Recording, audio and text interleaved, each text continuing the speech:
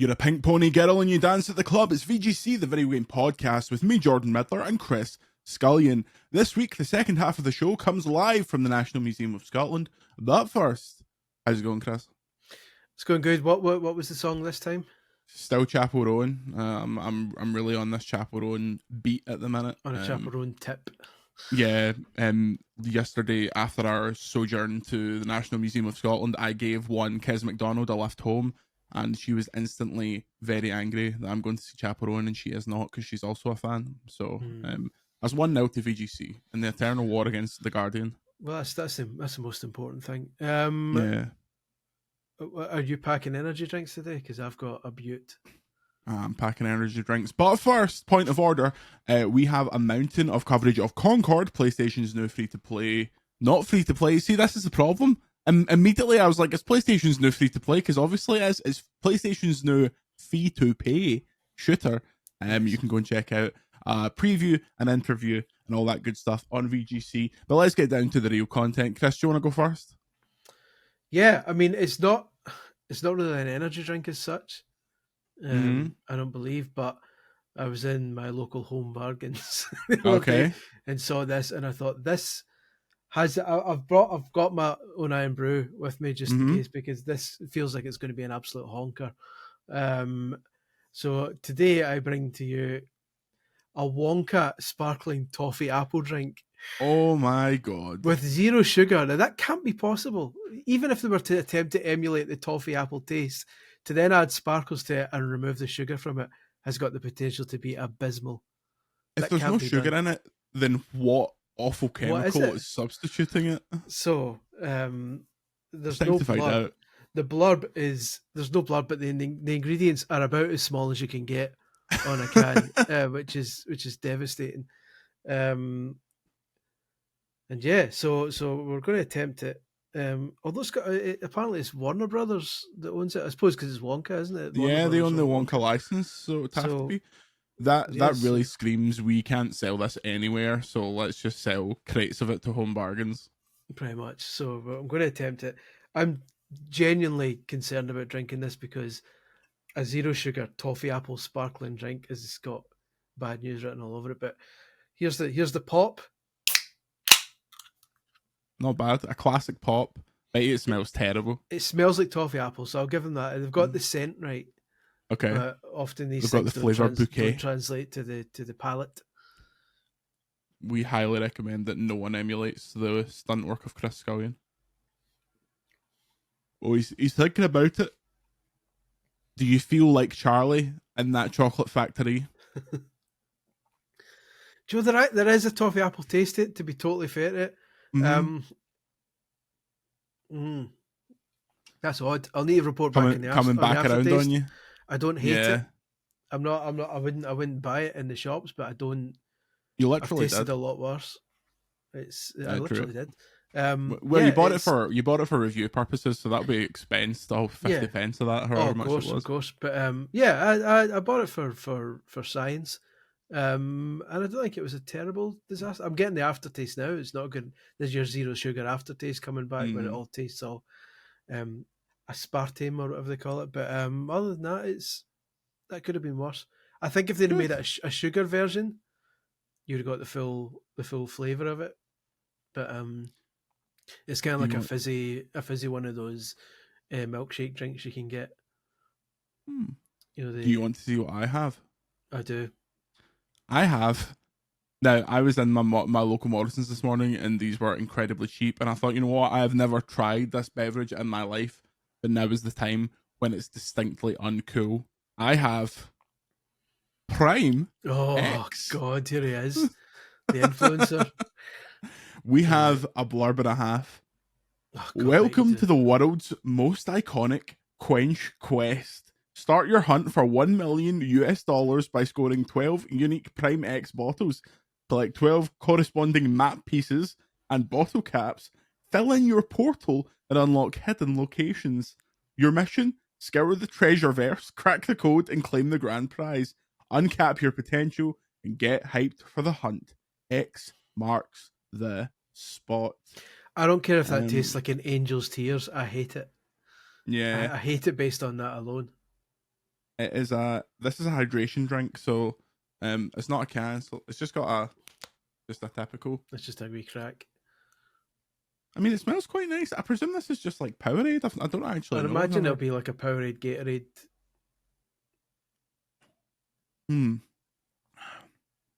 I mean, it's nice. I don't feel massively quenched. It does taste just like Powerade, but at least you're now like 1/12 of the way to $1 million.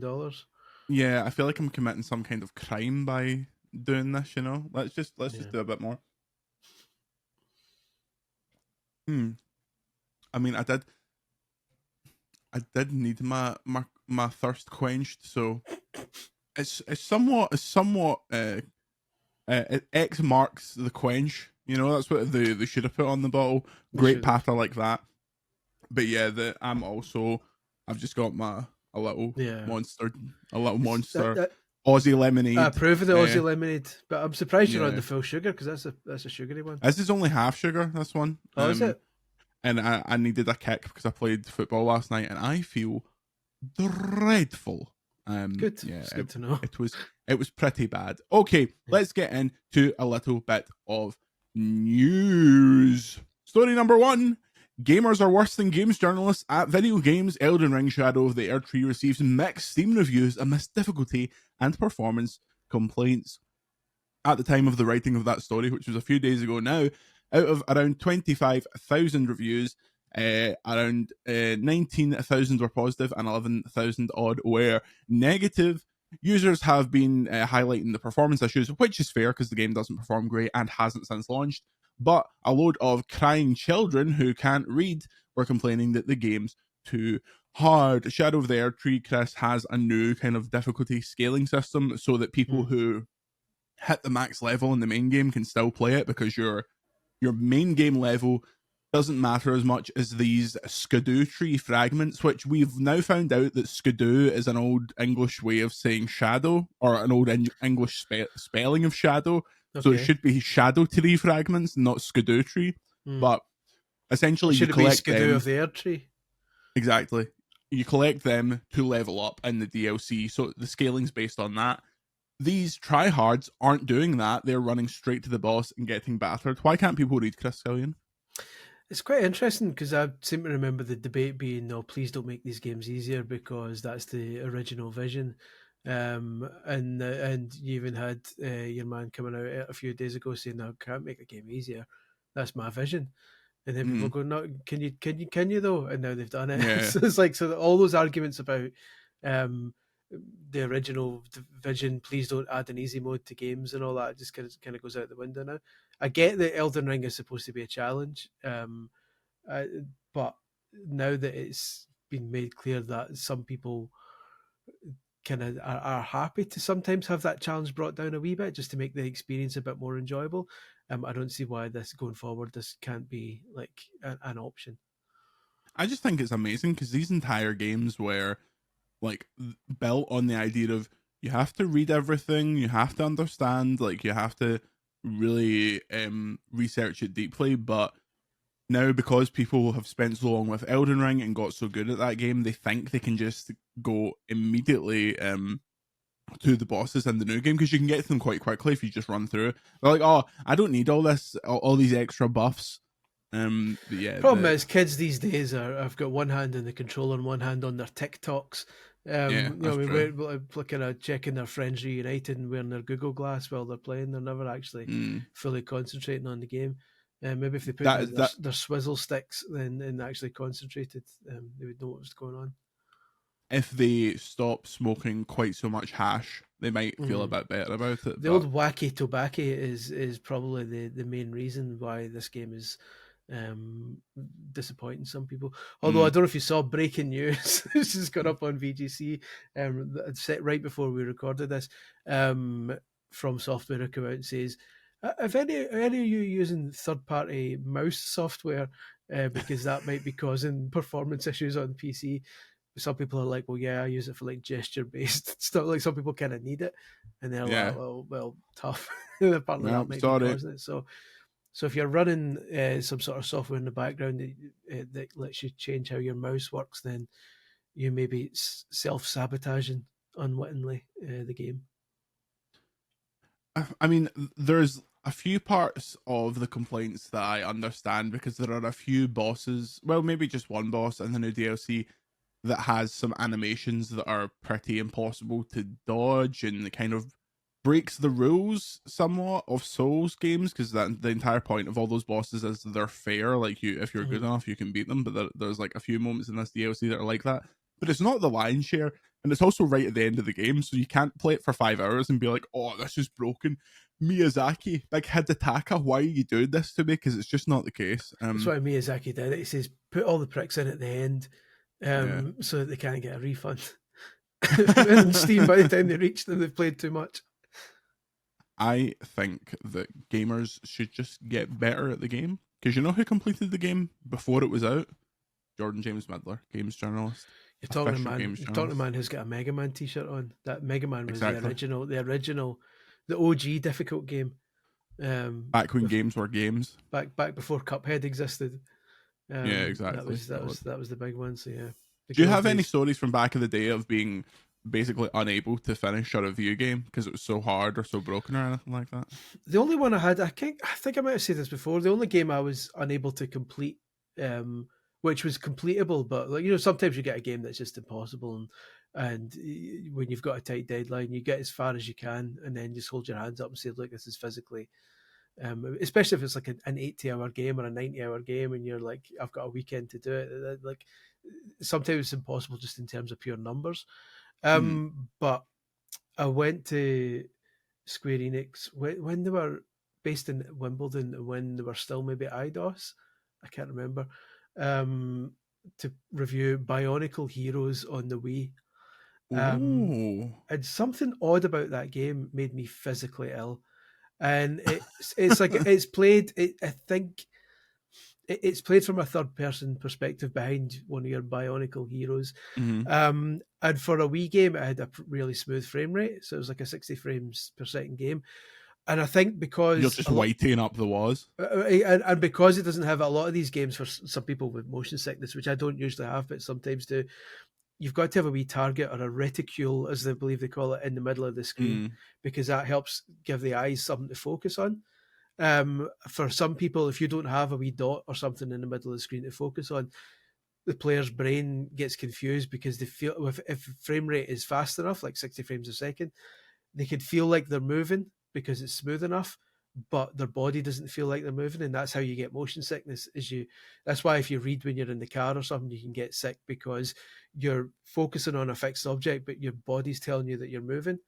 And your peripheral vision, the scenery going by in the car, like makes. That's why I can't scroll on my phone when I'm sitting in the passenger seat for too long, because I just start feeling white. Your brain's confused because it sees movement, different types of movement.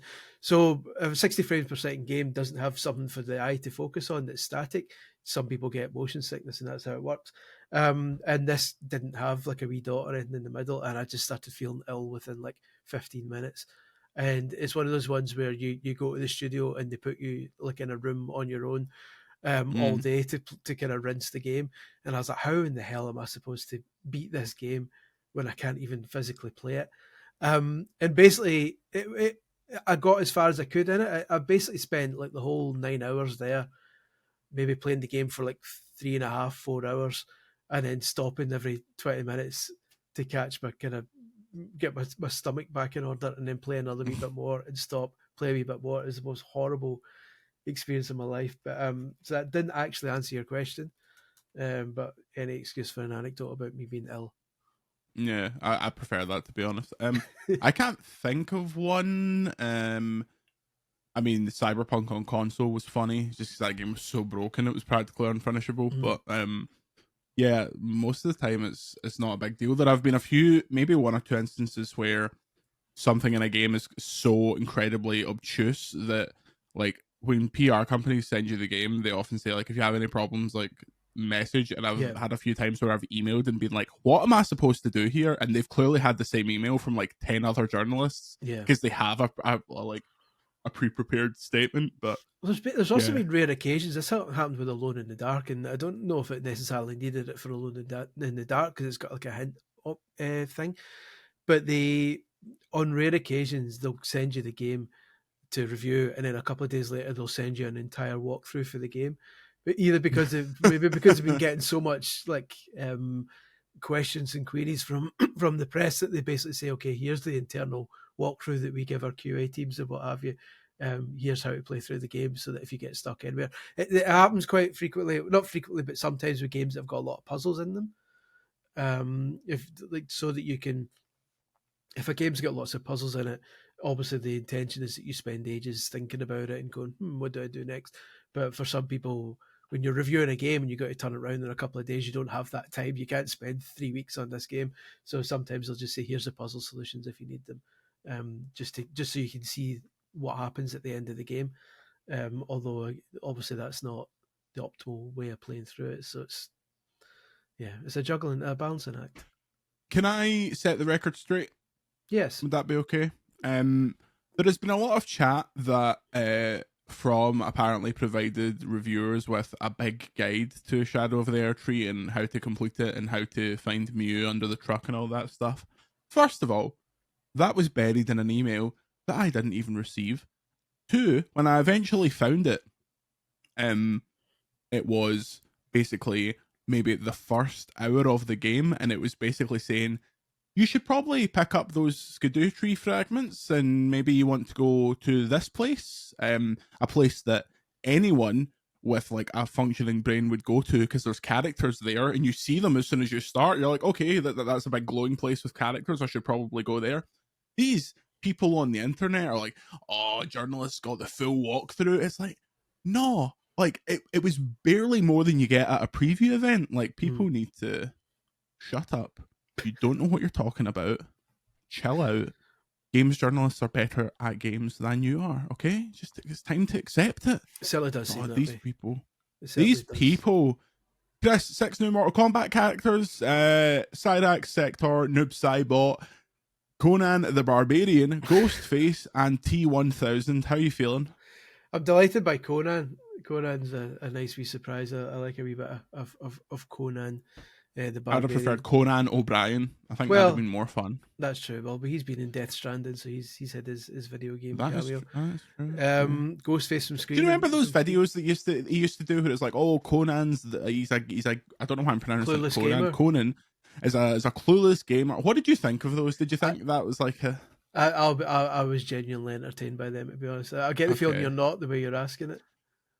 I may have just seen the wrong ones, but it came across to me as a bit disingenuous. You know who's actually a big gamer? Jimmy Fallon. Like he always used to do his game stuff. Like I don't think he does it on the Tonight Show anymore, but when he had his show before that, after E3, we would do like Games Week, and there's obviously Miyamoto was on the Tonight Show, and there's footage of him at a baseball game after he was first shown the Switch, and he's telling like some head honcho at NBC, he's like miming the 2 Joy-Cons and sliding it on. Yeah. It's like, okay, he knows the score. Well, on his TikTok or Instagram or something in like the past week, he was showing off Densha de Go on the Switch. God.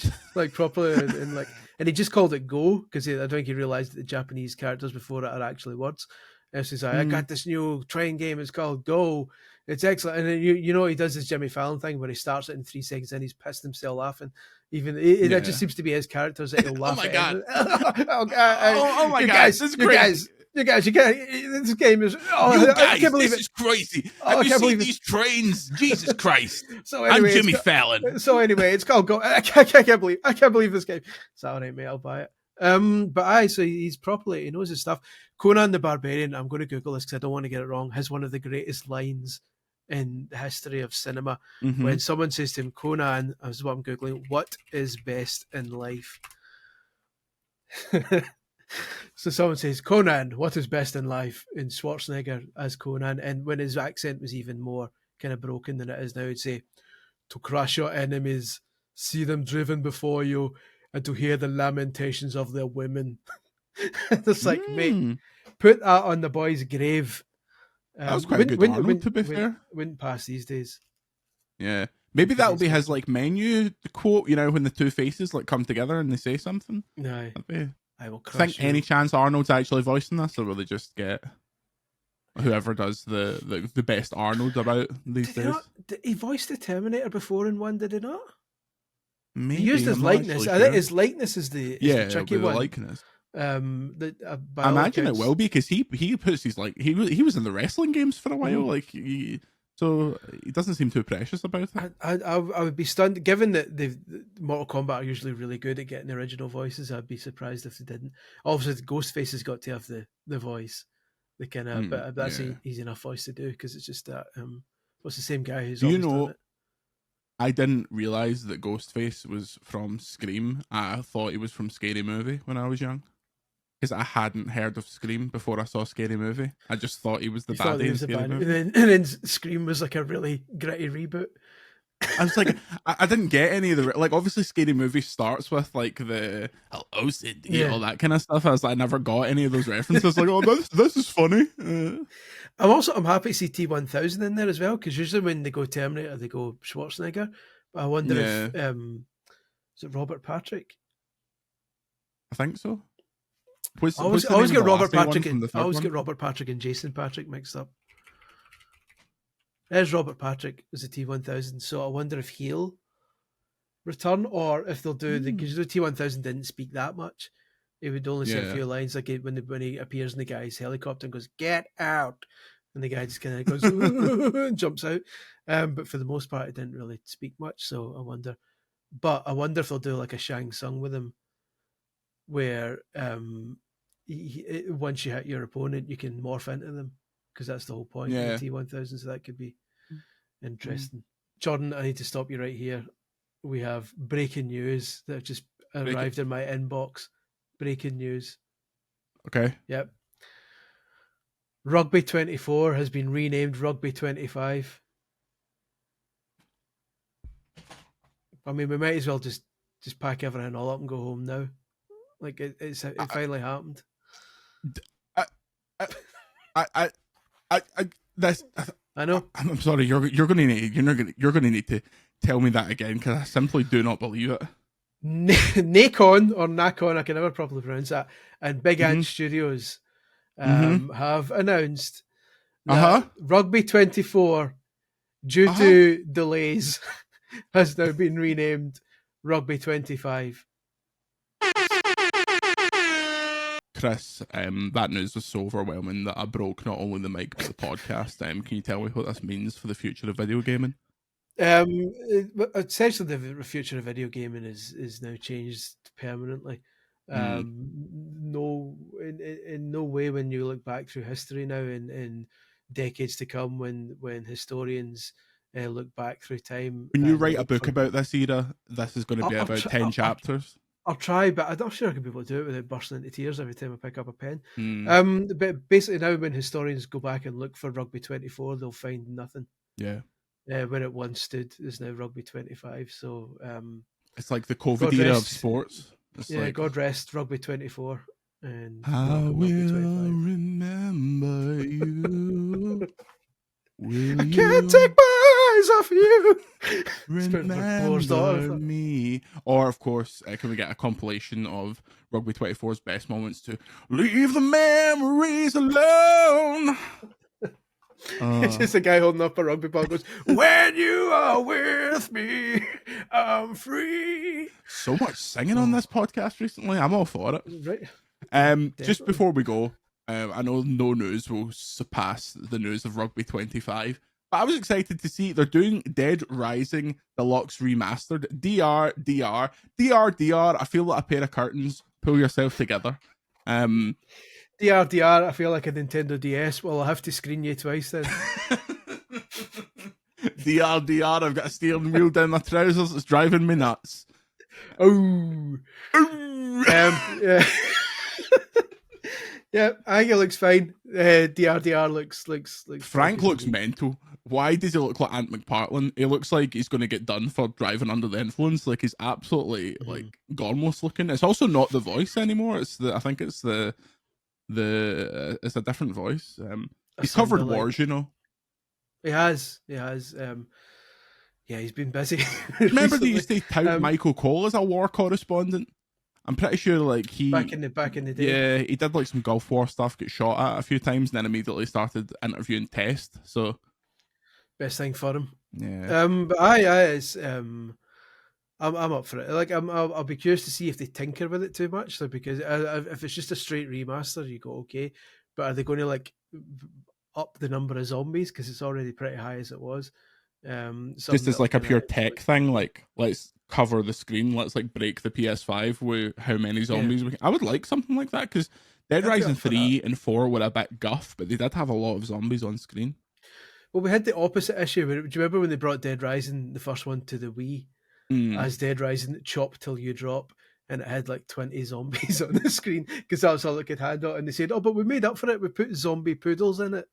Well, that'll make up for it." It didn't, sadly. I broke a 360, not red ringing it. It was actually a different issue. And by doing, there was an achievement in Dead Rising for killing a certain amount of zombies, and the way you did it was you got a car, took it into the bottom of the shopping mall, and just drove in a circle. I did that so many times that my Xbox fully broke. I got the achievement though, so I mean, game's the game.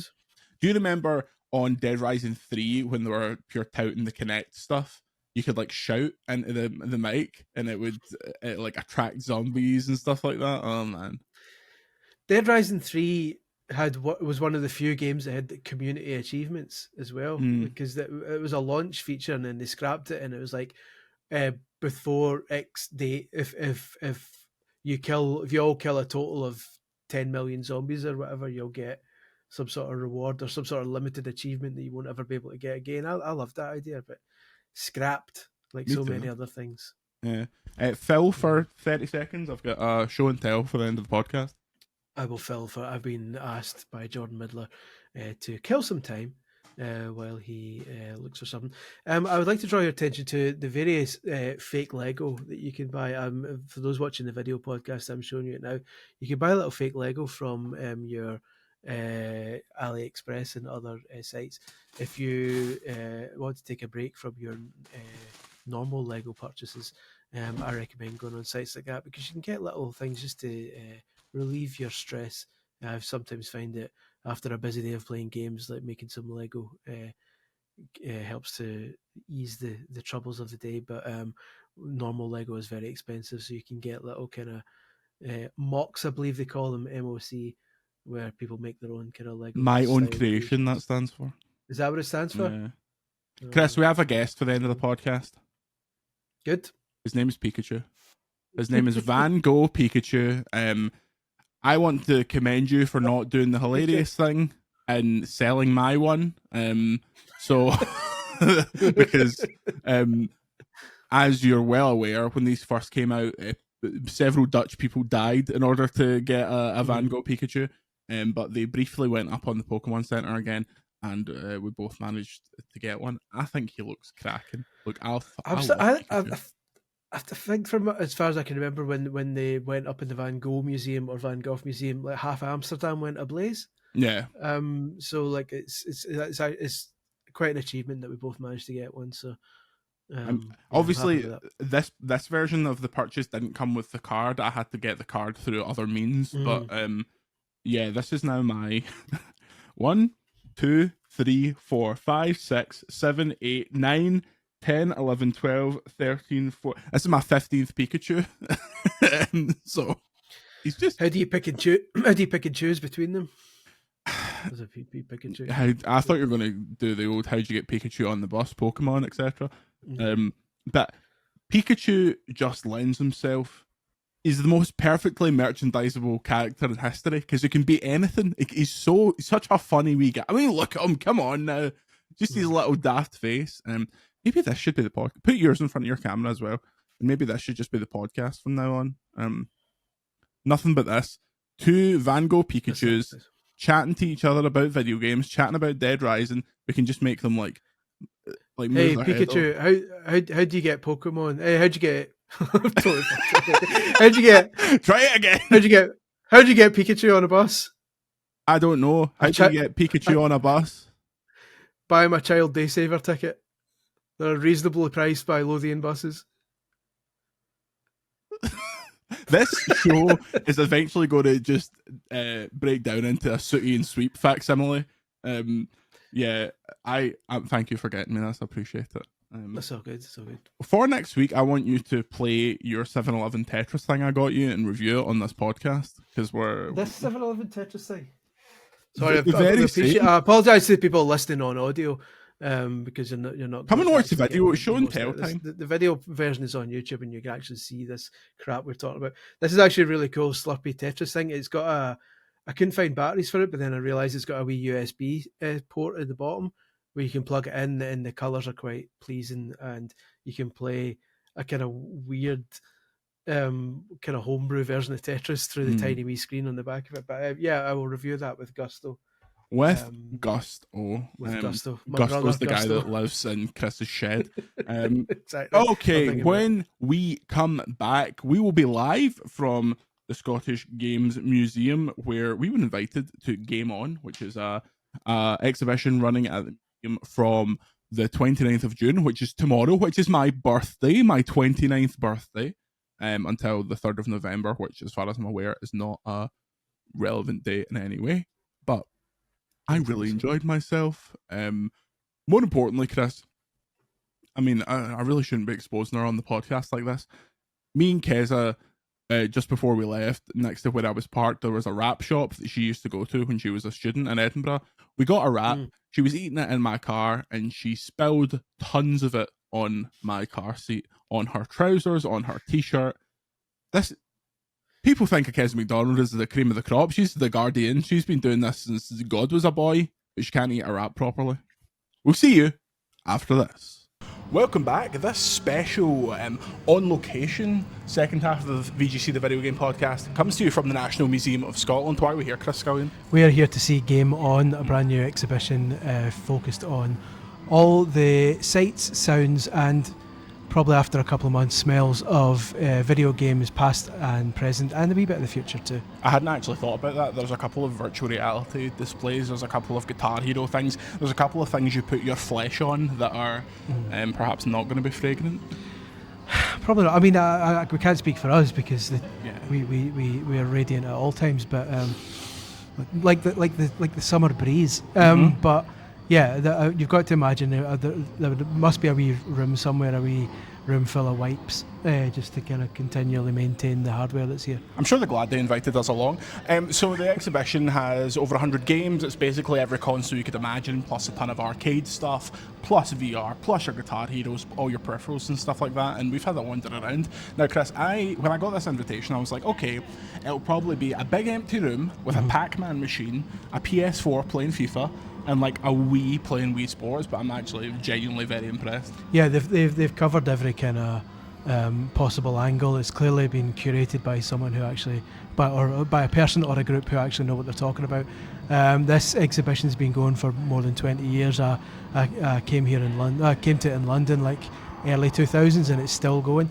And they're just continually updating it as they travel around the world with it. So you've got your NES and SNES and Mega Drive stuff, but then it goes all the way up to modern VR stuff. But there's nice kind of wee diversions in between. So you've got stuff like Vib Ribbon, Vib Ribbon, which nobody who is with just a passing interest in games would even think about. But it's clearly somebody who knows what they're talking about. One for the heads, one for the hip hop heads of the games industry. Exactly. And obviously Parappa's here as well, which I'm always happy with. It's like.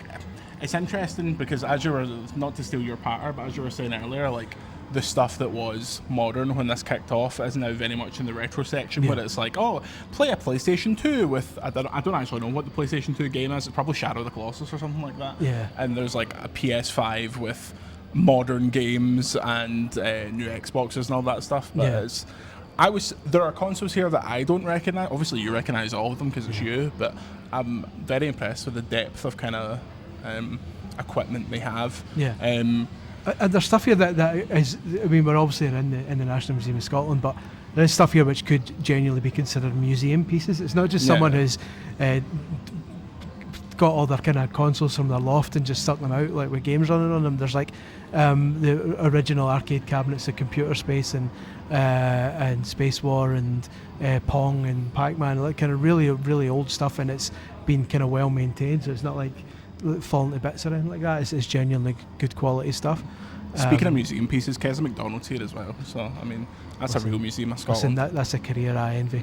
Yeah. We're also sitting across from a Virtual Boy, which on its own. I own one. I have, you know, so I'm well versed in the headaches, but it'll be fun because it actually says on the wee information board next to it, the most iconic of these early VR attempts was Nintendo's Virtual Boy, a commercial failure due to the limited colour range, high product costs, and reports of nausea and headaches from some users. Try it yourself and see what you think. Inviting children to get headaches. But listen, I'll tell you a wee fact, folks. See, if you do come here and play it, there's a wee dial at the top which adjusts the contrast. That'll fix your headache. There's also a bucket next to it in case you want to white it. That's my bucket. I need to take it back. I think the most amazing thing, and we're very delayed here in the sense that we're sitting in front of it, but small independent studio you might know from Scotland called Rockstar have donated like a custom piece from their studios in Edinburgh. There's, as you can see behind us, there's like a statue of the main character from GTA 3. There's a San Andreas skateboard, all this kind of what looks like promotional material from back in the day that they obviously keep.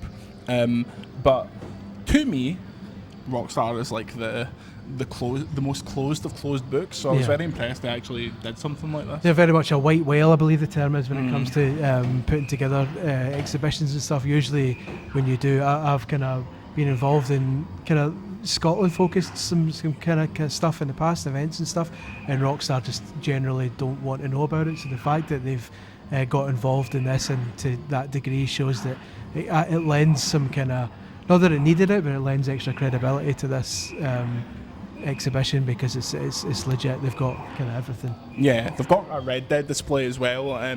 You check out on the site for like nice high quality pictures, everything. But it's, obviously they keep this stuff. Like Rockstar's offices are full of this stuff, but it only never sees. I mean, it doesn't see daylight because they don't open the windows. No. So it's good to like get it out, and this is unique to the Scotland exhibition because this has been other places, but you're only going to get the Rockstar stuff. And that's the interesting thing is that there are some of these things have got like a wee Scotland logo next to them. There are specific games that have been added to this exhibition just for the Scotland kind of leg of the tour. So there's like 6 or 7 indie Scottish games, as well as obviously the GTAs and your Red Dead, so it's and Lemmings obviously. Yeah. Anyway, we've got some retro questions. Do you want to get them out? I would love to. I'm going to attempt to use my Face ID. There we go. Because I don't know why a wee technical issue where I couldn't actually open my phone with one phone. But here we go. So we've asked our lovely VGC Maniacs for some questions, and here is one. This is quite. I'm wondering if you can think of any examples of this, because I've got a couple spinning about in my bonds. Okay. What is your favourite example? This is from Phil CSF. .bsky.social. He's promoting his Blue Sky account while on Twitter. What is your favourite example of video games that have the same name but were actually completely different games on different platforms? I'm going to take one that I think might be one of your examples. Tony Hawk's Pro Skater 2. The game on PlayStation and the game on Game Boy is entirely different. The Game Boy one is like a isometric kind of game, and obviously the one on console is behind the back. And it's really good. The handheld ones of those are fantastic.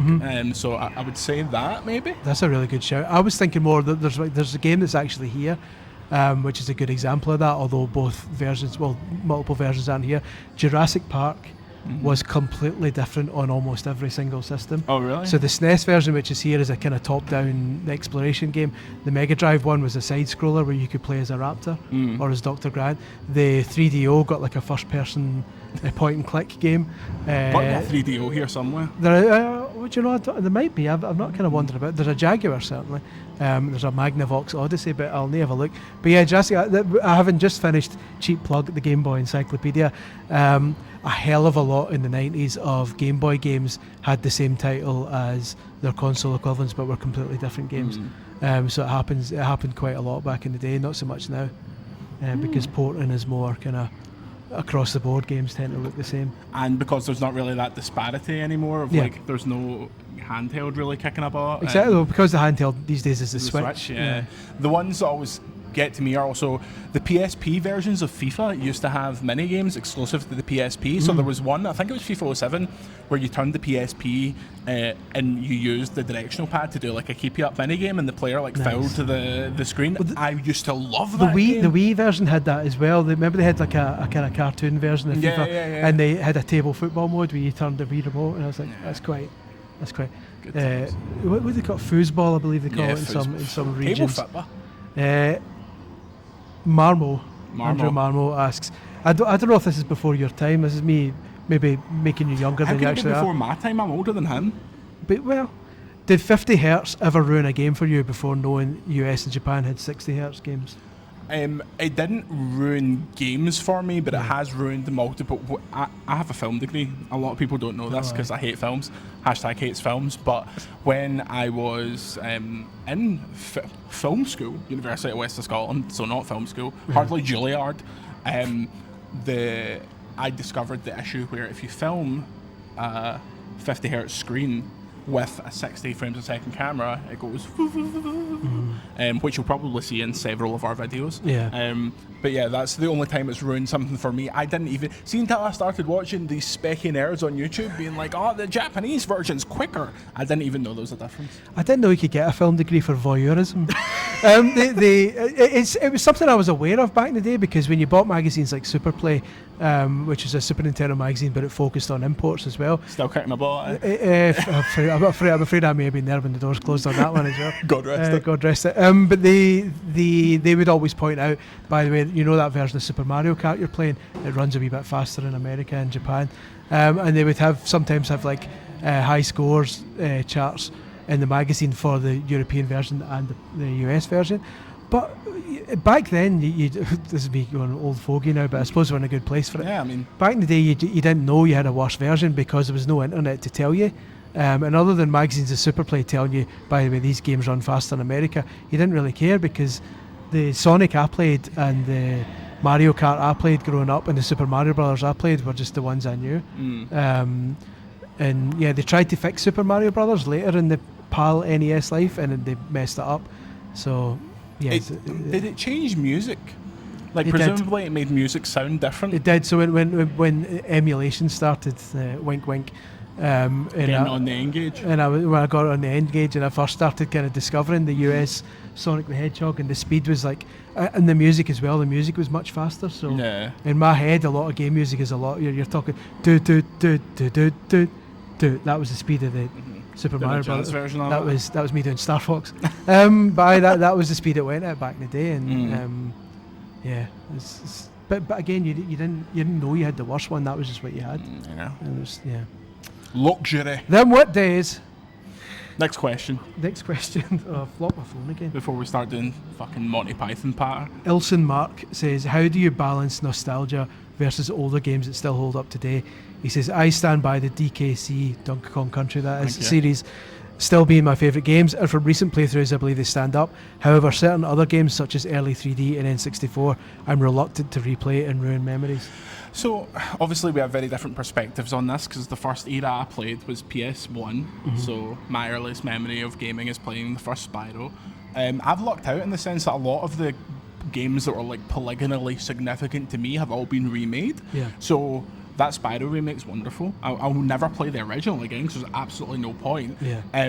Whereas I feel like all the 8-bit and 16-bit stuff still holds up mechanically, and there's obviously a great reverence for it because you see modern 8 and 16-bit games that are fantastic, whereas while there have been a couple of like PS1 style polygonal games, that always feels to me more like a gimmick than it is like kind of an homage to the era. Yeah, agreed. And even though I've written like a whole book about N64 games, N64 games don't hold up that well. That's the one that most famously has the worst video output. And the games, the very early 3D games on N64 and PS1, a lot of them just don't hold up, just because developers hadn't got used to cameras yet and stuff like that, and the frame rates are usually absolutely honking. Like if you play GoldenEye now, everyone loves GoldenEye, you play it now. I played it recently, I couldn't even shoot the gate open in the first stage because the controls have progressed so much since then as well.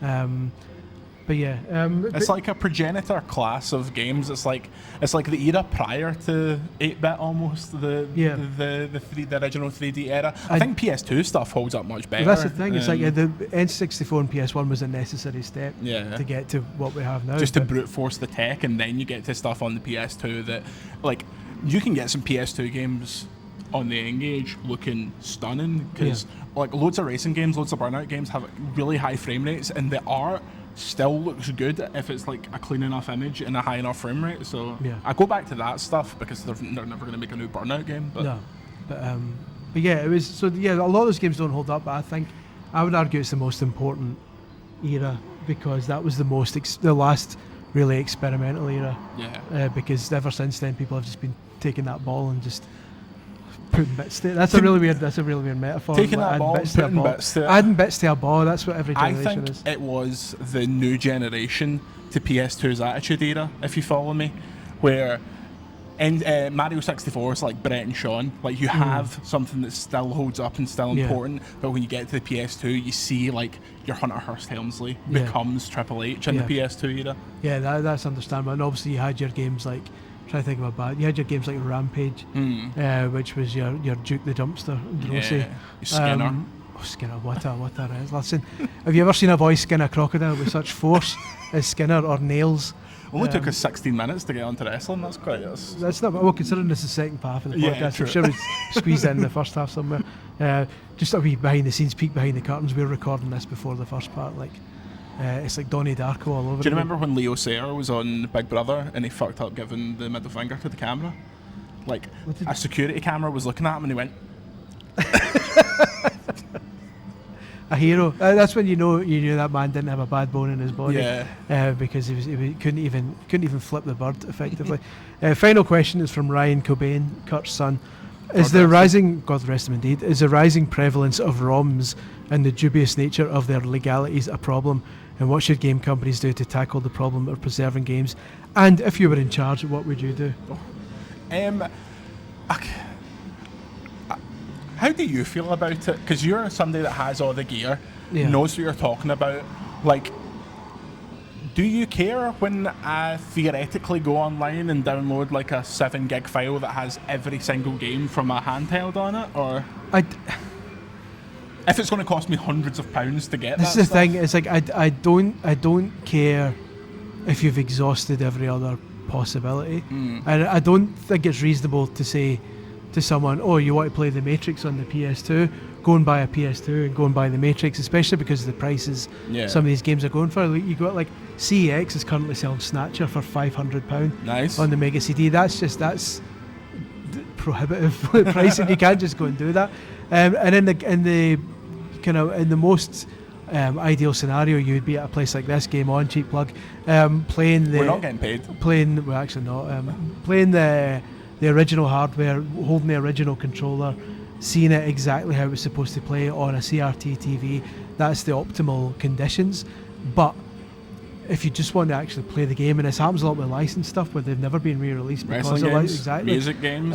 If you want to play WWF SmackDown 2 on the PS1, and I do, there's really no practical way of doing it easily, short of buying hardware and a really expensive kind of scratch disc version of it, then kind of going down that route. I'm for it as a last resort. All you need to look at is the situation with Pokemon games. You cannot buy them on modern hardware, as I moaned about last week. They are ridiculously expensive because the hardware itself is decaying. But what I would say is, if there is a legitimate option, I would go with it, especially because if you continue to buy these retro compilations and stuff, you're showing that there's still an appetite for them, and it means you inevitably get more of these digital eclipse compilations which actually treat these old games like museum pieces and give you loads of behind the scenes stuff that you wouldn't get just by downloading the ROM. Like, the digital eclipse stuff is phenomenal in terms of extra content. You excited for that thing? The Hing? The Hing. As they called it in Scotland, the Hing. That remaster of the Thing, aka the Hing, is going to be fantastic. They do cool stuff. I'm glad a company like that is like. Yeah, Night Dive doing those, and Night Dive, the fact that Night Dive and Digital Eclipse are now both owned by Atari, who are actually finally doing good. They've seemed to have passed their weird NFT phase, and they're actually doing good things again in terms of game preservation. Atari's one to watch. Yeah. Well, that's it from Game On. This is running from the 29th of June, my birthday, which will be tomorrow as you're listening to this, until November 3rd. It's in the city centre of Edinburgh, so if you can get there, heartily recommend it. It's free if you're a member, and it's 15 quid if you're not.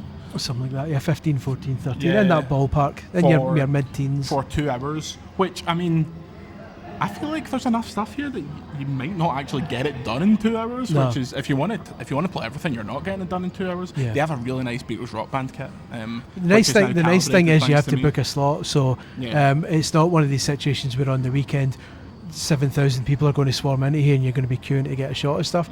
I would imagine they'll limit the numbers for each slot enough that's why you're only getting 2 hours, that you'll still get a shot of things. You're not going to be just wandering about not able to play anything. Should we go and see if the shop has your book? I'm scared to, but I think we should. Okay, until next week, from me, Jordan, it's goodbye. Say goodbye, Chris. Goodbye, Chris. And we'll see you next time.